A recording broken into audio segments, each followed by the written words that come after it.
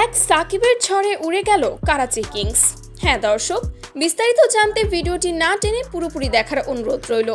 PSL এর প্রথম ম্যাচে পেশোয়ার জালমির বিপক্ষে ব্যাট ও বল হাতে একেবারেই ব্যর্থ ছিলেন সাকিব আল হাসান। সমর্থকদের হতাশা ছিল চোখে পড়ার মতো। অনেকেই তো ভেবেই নিয়েছিল সাকিব বুঝি ফুরিয়ে গেছে। এক সাকিব ফোরাবার নয়, পরের ম্যাচেই তিনি যেন রূপ নিলেন এক ভয়ঙ্কর রূপে। এদিন টসে জিতে করাচি কিংস ব্যাট করে 210 রানের টার্গেট দিলে লাহোরের টপ অর্ডার ব্যর্থ হয়।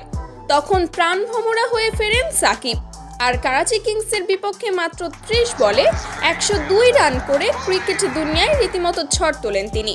6 আর 4-এর বৃষ্টি নেমে এসেছিল মাঠ জুড়ে।